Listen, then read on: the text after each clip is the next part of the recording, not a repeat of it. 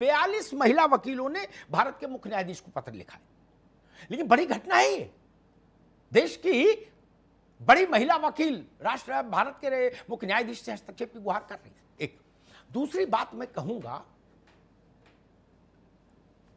राजेश भाई द्विवेदी जी, आप लोग चूंकि जो हम संकट वहां झेल रहे हैं, हाथरस में, औरैया में, बलरामपुर में, आप लोग उन पदों पर रहे हो, कलेक्टर और कप्तान, इसलिए मैं कह रहा हूं बार बार आपको उद्धृत करके, ये लोग शासन व्यवस्था और विधि व्यवस्था में आम जनता का भरोसा कम करने के पाप के दोषी हैं। बहुत कुर्बानियों से आजादी आई थी, बहुत कुर्बानियों से भारत ने एक व्यवस्था विकसित की थी,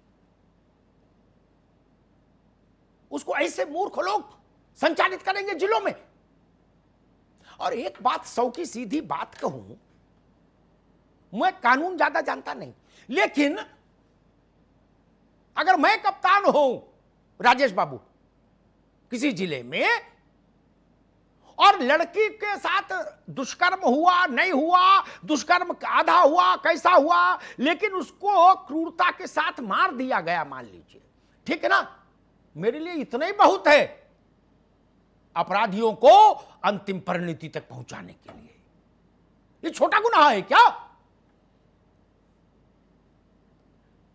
और एक बात कहूं, इस बात का ख्याल नहीं रख रहे नौकरशाह मनोज जी,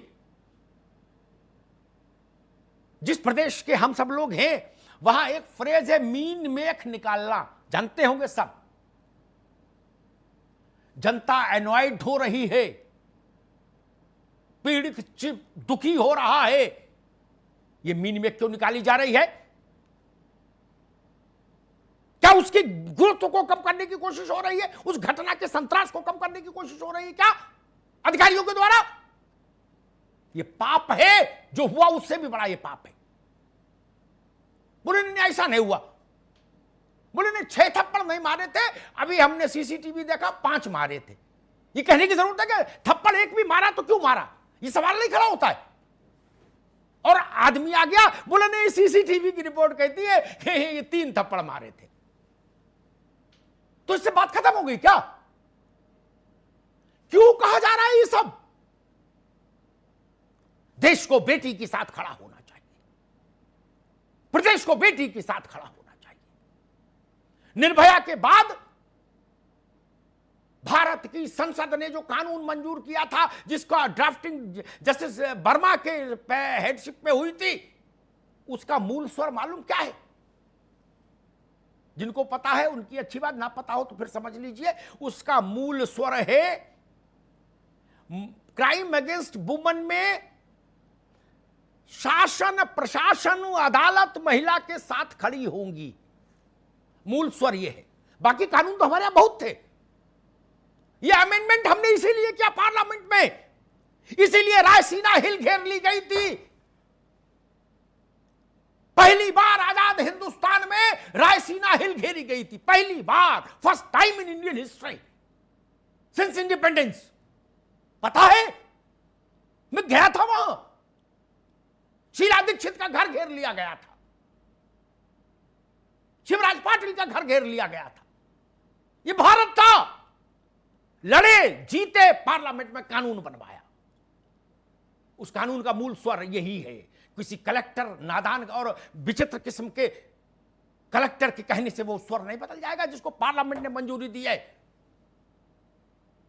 स्त्री का कहा कानून कहता है, यही सत्य मानो, इसी आधार पर धारा लगाओ, इसी आधार पर मुकदमा करो, बाकी अदालत फैसला करेगी सच है कि नहीं।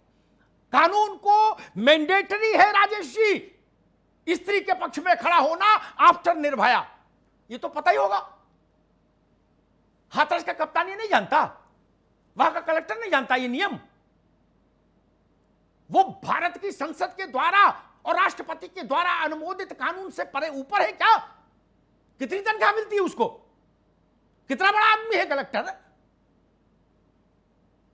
600 जिले हैं, 600 कलेक्टर है देश भर में। मैंने तमाशे की इंतहा कर दी मुल्क में। कैसी कैसी बातें कर रहे हैं। जिसके घर की बेटी जाती है उससे पूछिए, उसकी मां से पूछिए, उसके बाप से पूछिए, छाती फटती है, छाती। हम निटिगिटीज में उलझाना चाहते हैं मसले को। ये नहीं ठीक है।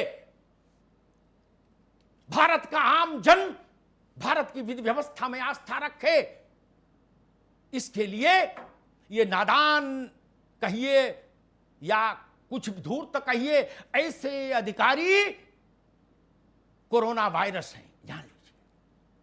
ये व्यवस्था के प्रति संकट पैदा कर रहे हैं। हजारों लोगों ने मुझसे कहा होगा अलग अलग माध्यमों से आज कि कैसा कलेक्टर है, कैसी दलाली करने के लिए घूम रहा है इधर से उधर। कलेक्टर को दफ्तर में बैठकर कानून का पालन कराना चाहिए था। कलेक्टर बार बार कपड़े बदल के उनके घर जा रहा है और ज्ञान दे रहा है, कह रहा भाई देख लो, अभी तो हमारा मन है कुछ कर देंगे आपके लिए, फिर हमारा भी मन बदल गया। तो ये भाषा सुन रहे हैं आप? ये मोहल्ले के गुंडे बदमाशों की भाषा होती है जब वो जबरन कंप्रोमाइज कराने आते हैं। ये भाषा कलेक्टर बोलेगा? किस मुंह से बोली ये भाषा? जो मदद इमदाद मिल रही है वो कलेक्टर की कृपा नहीं है, वो हिंदुस्तान के टैक्स पेयर का पैसा है। कलेक्टर देगा मदद? क्या अपने अकाउंट से दे रहा है? और लाख टके का सवाल जिसका उत्तर मुझे किसी ने नहीं दिया, वो कलेक्टर वहां करने क्या जा रहा है बार बार? वो क्यों चाहता है बयान बदल जाए? क्यों चाहता है समझौता जैसा कोई माहौल बन जाए? क्यों? कलेक्टर के पेट में दर्द क्या है? मेरा सबसे बड़ा सवाल आज यही था कि मैं ये पता लगा सकूं कि नौकरशाह के पेट में दर्द क्यों। उसको ये मैंडेट नहीं दिया हमने, दलाली का काम तो है नहीं उनका। जो घटना घटे उस पर न्याय के अनुरूप कार्रवाई सुनिश्चित कराइए, यही कलेक्टर का काम है, यही कमिश्नर का काम है, यही कप्तान का काम है। मैं बहुत आभारी हूं उत्तर प्रदेश के उच्च न्यायालय का। मैं आभारी हूं उन महिला वकीलों का 42 जिन्होंने भारत के मुख्य न्यायाधीश से अनुरोध किया। मुझे लगा कि शायद हम देश के मन को, प्रदेश के मन को कुछ थोड़ा बहुत समझ पाते हैं। जो सवाल हमने उठाए, मैं ही उठा के रह जाता तो बात हल्के में ले ली जाती कि अमिताभ जी इमोशनल आदमी हैं, भावुक हो गए, बोल दिए। नहीं, वही बात हमारे हाई कोर्ट के जजेस ने कही और उन्हीं दो मुद्दों पर सवाल उठाया, दाह संस्कार का समय और व्यवस्था जिस रूप में किया गया और उसके बाद के घटनाक्रम। यही दो मुद्दे लिए हाई कोर्ट ने, यही मुद्दे लेके मैं आया। जी, मैं कभी नहीं कहता कि विश्व में ऐसी कोई व्यवस्था हो सकती है, इतिहास में रही भी नहीं, भविष्य में भी नहीं होगी, जो 100% अपराध मुक्त दे दे। ठीक है, सहमत हूं, लेकिन अपराध हो जाने के बाद तो राजदंड की टंकार गूंजनी चाहिए। राजदंड की टंकार, ऐसा न्याय होना चाहिए जो नजीर हो जाए। केवल ननकू और रज्जाक के लिए नजीरें मत बनाइए दरोगा जी कि लाठी मार मार बिछा दिया थाने में। कभी कलेक्टर और कप्तानों को सजा भी ऐसी दो कि नजीर बन जाए। मेरे दोस्त, विधायक थाने में मारा जा सकता है, पूर्व नेता मंत्री जेल में चक्की पीस सकते हैं, तो कलेक्टर कप्तान क्यों नहीं जेल जा सकते? क्यों भाई? वो अमृत भी किए हैं। संविधान की चौखट पर सब बराबर है, ये ध्यान रखिए। धन्यवाद।